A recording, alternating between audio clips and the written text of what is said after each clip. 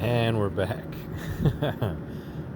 Uploaded some videos, cleared some memory on the phone and device, and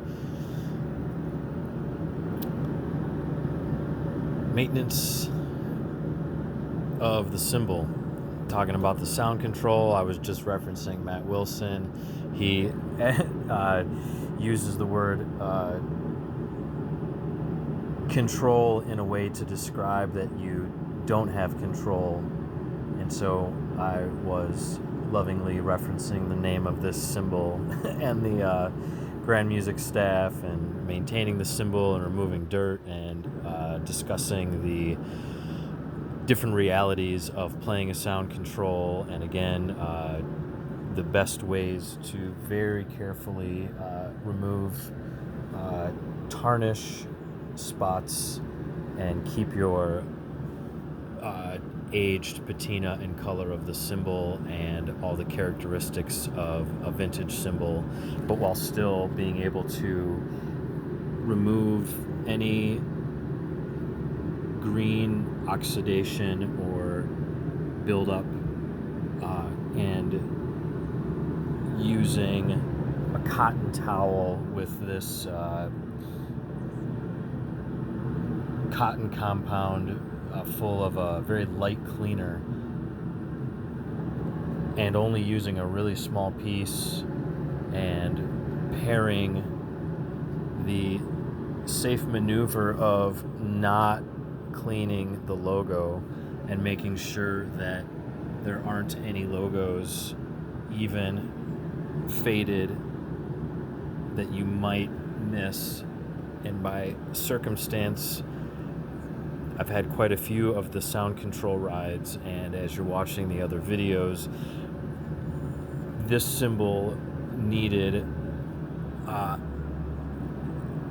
some dirt and oxidation removal to just maintain the notion that, you know, we don't want anything in the grooves of our lathing lines. And just like a vinyl record, all that sound is coming from the complexity of the sounds moving, and we are only with a lot of patience and not a lot of pressure, much like any type of instrument repair, luthier, creator, elements of what it's like to care for and maintain and play musical instruments. Take your time, be comfortable in a setup where you're not reaching and you're letting a lot of gravity just do the work. And, you know, we're still maintaining all that vintage patina and making sure that we're just going within the grooves of the cymbal itself. And I've only used this one small piece, and a lot of that dirt is helping pull up the old dirt. And so, you know, what we want is to immediately, you know, remove, you know, the never dull cleaning agent residue. You want to get that immediately off the cymbal and let it build up on the cotton towel. And I really wouldn't even use paper towels. Use paper towels just to make sure, you know, if you're handling your computer, your phone, you know, your coffee, just don't, you know, double gloves. Just, you know, have a station ready. Make sure the cymbal is supported. Yeah, I'm a bad filmmaker. You know, even if you're standing, if that's more comfortable, you know, just make sure there's something under the cymbal. That way, you know, as you are working with it, you know, there's no hard surfaces. There's nothing that's going to ding the edges. This is a nice old cymbal, and the edges are beautiful. And we want to keep it that way, and just, you know, we don't want to knock anything over, and just, you know, have a station and give yourself some time, and don't go over the logo, not even by accident. Same thing with the towel. Don't rub any of that into the logo. You have to go around it. And even if there's a little mark left, I just left that one. I don't want to get close to the logo. This top logo looks great. And the bottom symbol has no oxidation, and there's no reason to clean the bottom, so I'm not. And I'm making sure that, again, using the towel and the paper cloth or the paper towel, to just always have your fingertips clean. That way, as you are handling the bottom, you're not accidentally, you don't want to get close to the bottom logo. The bottom logo on this symbol looks incredible, and so, same thing with the size ink stamp. This is an AA. It's a very early AA, and I'll show you some nice lathing lines on the top that you can see. And I was able to very safely remove this piece of tape, and all the just cool patina is still there, but it's nice and smooth, and the grooves are not filled with tape itself or tape residue. And there's a long piece of tape residue here, and I was able to safely remove that. And you can check out the other videos, and I'll talk a little bit more just as far as maintaining. We don't really want to clean anything, we just want to remove dirt, and we want to keep logos. And when you do it in a way where you're just doing everything you can to be super mindful. You don't want any of that on your phone or in your coffee or whatever. Have a nice open window, and I would say cotton towel versus polyester. And you don't want any abrasives. What's nice about this product in relationship to what we're needing to do, again, I said it on one of the other videos, we don't want to remove or scratch any of our material of the actual symbol. We don't want to use anything that would ever alter or accidentally take off any material. And I include the notion of accidentally scratching the symbol, and it's in reference to you wouldn't want mildly scratched vinyl records. You wouldn't, because if there was a hiss or something like that because of micro scratches, you wouldn't want to listen to that record, and you would attempt to find another copy of it. I would say the same goes for the notion of symbols. And again, as we don't want to get any of this on ourselves, and so we're being mindful of the logos. We don't need to be going over the logos, and both of these logos look great. I'm imagining this is a mid-80s to late 80s sound control ride. And again, this is a purple logo. There's a handful of us that are really into these symbols, so this symbol is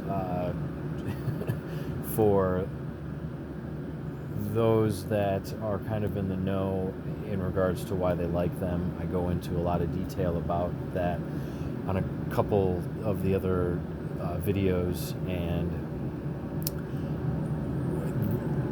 being able to take off some of the green oxidation but keep all of the patina and coloring of the symbol, keep all of that there.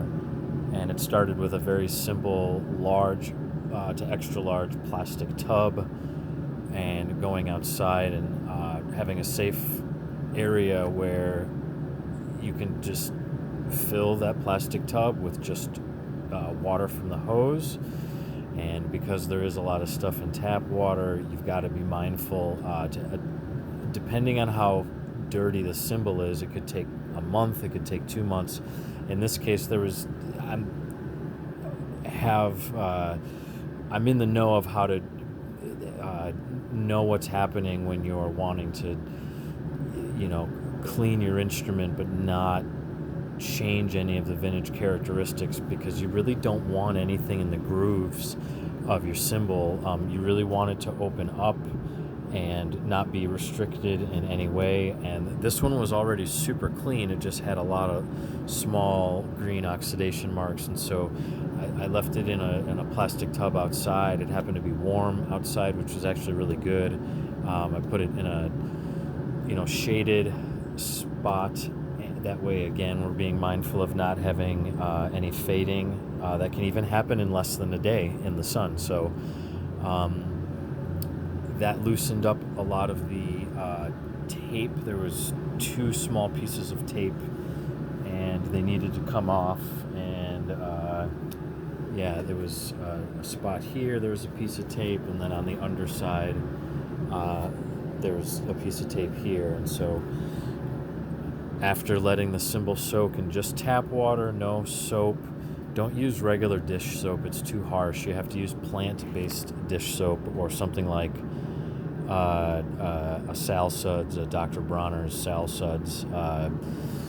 Even though we can talk about all of that on another video for a long time. Anyway, that's just something that's a plant-based and low ingredient based soap that's gentle.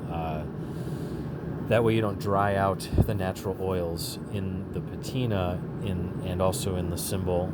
And even after removing the dirt and being very aware of how to just get it off the cymbal, but also at the same time blend all of the dirt removal and slight cleaning. And again, I don't even want to say clean, because I don't want us thinking that we can't just, you gotta go slow and take your time. And I've already been doing this one, in between the videos, spending about 3 or 4 records worth of music listening and thinking, and also being in a good amount of just letting your ears rest and just using a little meditative, no music, no sound time, and just being super intentional and mindful, because you don't want to accidentally get any of that on your logo, but you still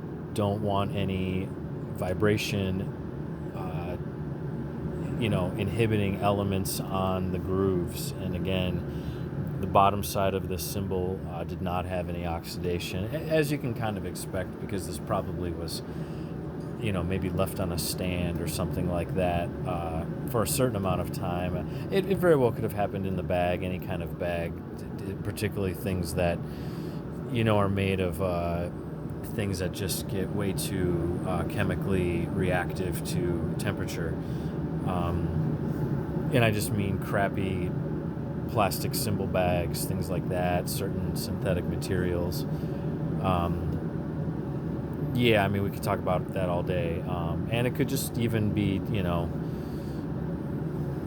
one outside gig, and just, a little bit of condensation builds up, and you might have even left your cymbal, in a scenario where just a little bit of that condensation has dried, and then just over the years it just did what it did. So when we're wanting to maintain a particular instrument very safely by removing anything that's going to inhibit the sound, but being aware of the finish, and in many ways, as they say, like knocking down the dirt, you know what I mean? We're just in many ways very gently just polishing out, buffing out that dirt, and not being abrasive in any way. And if anyone's wondering, no, don't use steel wool. This is made of cotton, and this towel is made of cotton, and even a paper towel, I don't use a paper towel for this. I almost feel that I have it's a larger surface to collect this amount of dirt removal without getting yourself full of that. this is too small of a surface area to be dealing with doing this type of, dirt removal. But now, everything is smooth, and, I've been super mindful of the logo on both sides, and, again, double gloves, long videos, but just, be comfortable being in a place where, if you've got something you're listening to, or just, you don't want to be just, let gravity do all the work. Just, you don't want to be holding the weight of your arm and hand, and, and you only really kind of want to use your thumbnails and fingernails to, work some of that in, and then at the same time, you're getting that immediately off the cymbal. And for anyone that, is just laughing like these long-ass, very particular videos, I mean, this is, everybody asks on forums and on group pages and just whatever, instrument players, do you clean your instrument? Do you clean your cymbal? Do you clean your cymbals? What are you using to store your cymbals, and your drums, and just, your professional use of your things, yeah. And again, being super mindful of that logo. We don't, for the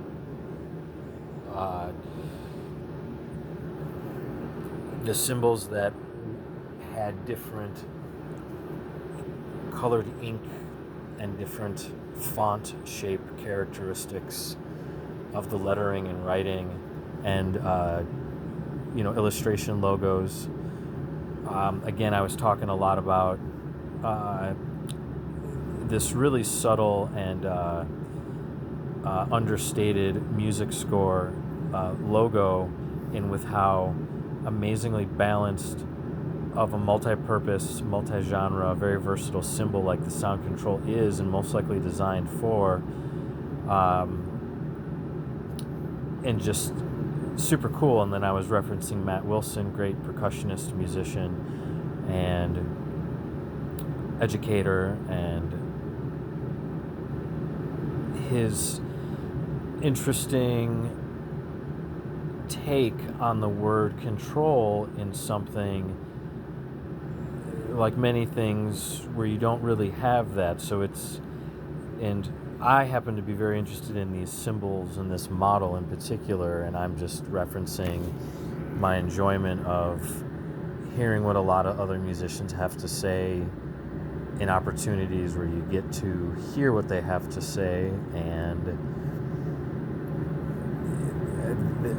this is probably one of the most remarkable and playable cymbals on the planet, and just such a interesting cymbal manufacturer, and their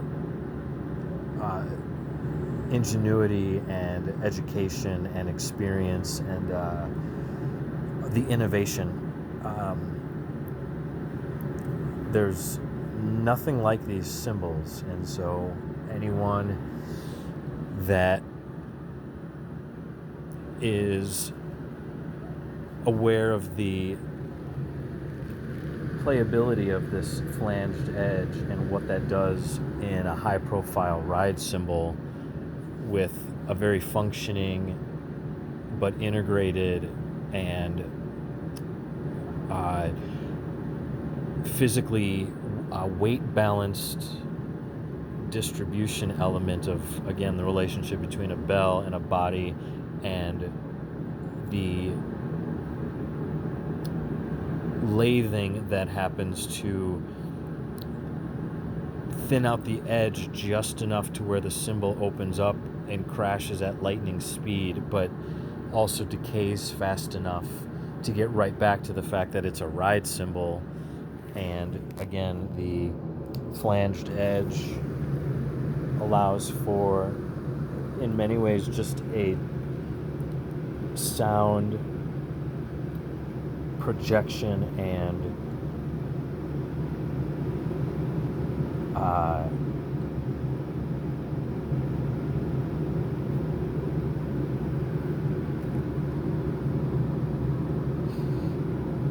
in many ways ultimate fast response, volume and dynamics due to the just physical shape of sound transfer. And if we think about a swish or a china cymbal, or also like a pang, the similar shape of the upturned edge and how quick those types of cymbals are in their sound and their response. And this type of higher profile that gives a pitch that's just high enough to get through the mix in any musical situation, in any dynamic level, inside or outside, where there's different elements of reflection or no reflection, and how that relates to sound reverberation, and how we're taking back the sound against ourselves, with an instrument that we're playing musical notes on. And the concept of this type of particular architecture of this cymbal, and what this particular model, the sound control, is giving us is very unique and unlike any other ride cymbal. And fortunately, there's enough of these in different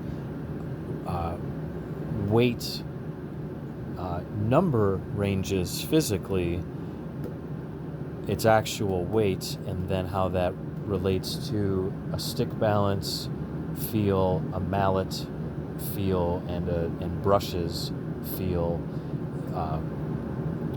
from a physical rebound action and definition action, but also enough ways for the cymbal to open up in many ways fast response, explosive dynamic ranges that are able to immediately decrease in volume much faster than your average cymbal without a flanged edge, thereby giving it a lot of immediate stick sound and balance between the energy coming back from the stick, mallet, or brush, and how that feels, and how we respond to that with our fingers and wrists and arms, body, center, and how we're able to balance the push and pull of playing this instrument with the amount of force and musical language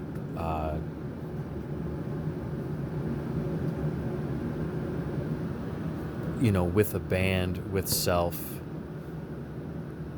And what that means is that, yes, having more stick definition and articulation faster, but still with something that opens up like a crash or a china or a swish, but still maintains all of the characteristics of a main ride cymbal that you would need to play music. And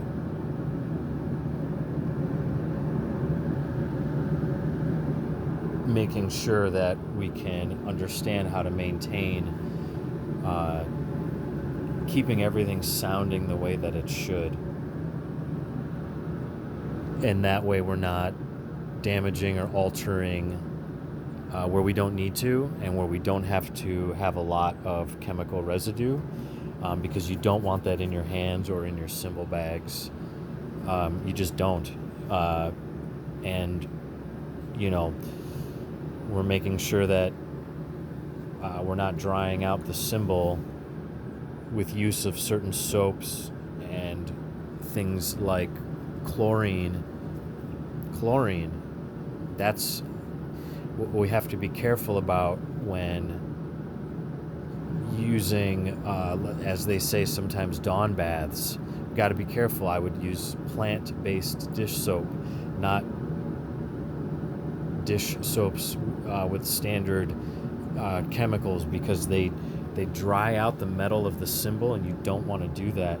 This is just mild enough, and we're immediately taking it all off, and as we're finishing up, we're making sure that in many ways, again, we're not forgetting to, we have to not forget to not touch the ink logo on both sides. And sometimes there might be one there or there, whatever. I just mean, particularly for any of these that are rare older models like this one, this cymbal looks brand new underneath. And fortunately, I didn't keep it in the plastic tub in the tap water for too long, because it didn't need much, just enough to loosen up the tape that was still stuck there and on the other side, and then the slight amount of old just residue discoloration, but there was just enough tape residue, but it all is removable very easy. And again, this is made of cotton. You don't ever want to use steel wool. Just don't ever do that. It doesn't matter anytime. There's just, if you do it, fill up a large plastic tub. Don't use a metal tub, and find a safe spot outside, something protected, or make something to just make sure you don't have stuff falling in there on top of and damaging the finish of the instrument, of the cymbal. Leave it overnight, let that oxidation and tape residue loosen up, and just use your fingernail, get some, just but again, we're attempting to keep these. And sometimes, let's say, if we're not careful, the chlorine and tap water will really just fade these out real fast. You don't want to do that, and it'll start to just dry out the cymbal. And so this went really well, and the underside had actually no green tarnish. And this is an early AA, still very, very handmade. No signature, which is factory, and but these are much like like a trans stamp, where it's just, there's a lot going on with the making of these early Sabians, including the AAs. This is a rare find, because